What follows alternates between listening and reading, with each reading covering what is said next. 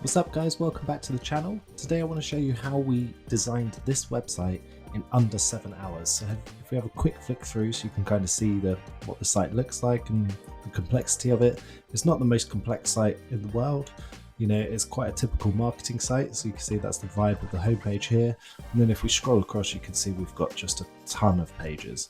And all of this was done in under 7 hours. So this is for a fitness studio in London. This is the whole kind of adults fitness classes side, and then there's also a dance school for children. So this is the whole dance school side of the site here.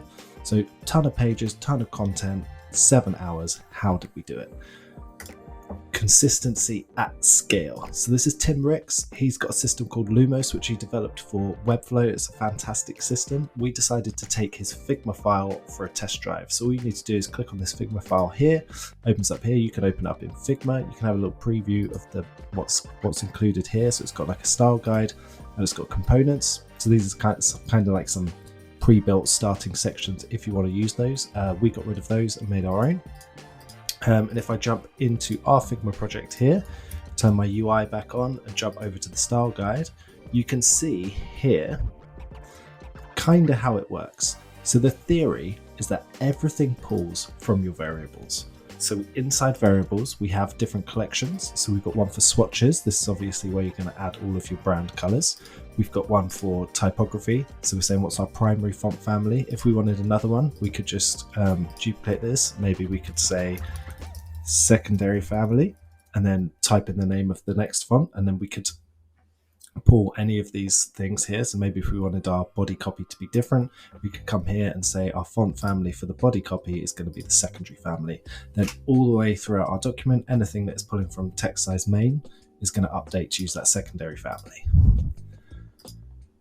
We also have sizes, and I think this is the gold mine in here. So for example, you can see we've got a border width main. We could add another one. We could have a large border width and an extra large or an extra small, or however we want.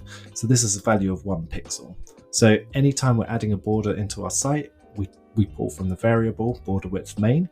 Then if we ever want to increase that, we can just change it to 2, and then the entire site will update to be 2 pixel strokes everywhere rather than 1.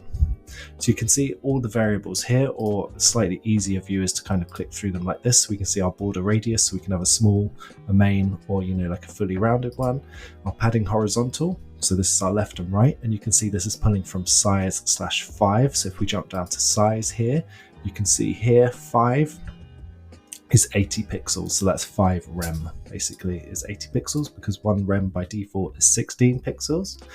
We can see column width here, so we've got a 12 column design system, right? So we just plug in our numbers here, so you can just use this, right? Or whatever system you like, you can kind of duplicate this template, set up your column widths. You just need to do it once and then you're good to go.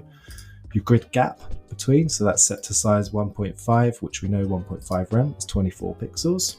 And then this is the absolute winner, the space group here. So this is how we were able to work so fast. And this is by just limiting our choices. Anytime we're setting any space throughout this document, so whether this is like a heading and a paragraph below it, or 2 buttons next to each other, or padding inside a card, we're only choosing from one of these sizes. So 0.75 is 12 pixels, 24 pixels, so on and so forth. So if I show you this in sort of practice, you can see. If we have a look at our home page over here, let's have a look at this hero section. So we can see top and bottom here, our padding is pulling from padding vertical small. We could make that main, we could make that large, for example. So we're sticking with small here. Our padding left and right is padding horizontal main. We could have large like that to kind of bump it in, so we're using a narrower container. And then our gap between these two sections, so we've got one auto layout at the top, one at the bottom, and here there's 48 pixels gap. Check where this is coming from. It's coming from the space folder, and it's the medium size. If we have a look at this one, the gap here is coming from the space folder, extra small size. This one, space folder, large size. This one, padding around the cards, coming from the space, and it's medium.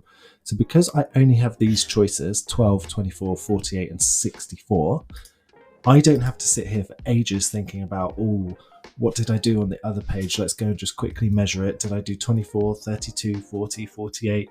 No, it's just small, medium, large, the fewer options you have, the quicker you can move. Now, this isn't going to work for every single design, obviously, so you can just obviously come and update your variable sizes, or you can add more.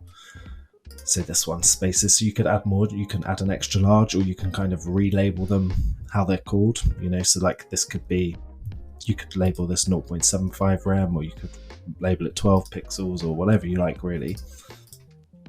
Just as long as your kind of like developer is going to understand what you're doing, or if you're developing it, obviously you're going to understand what you're doing.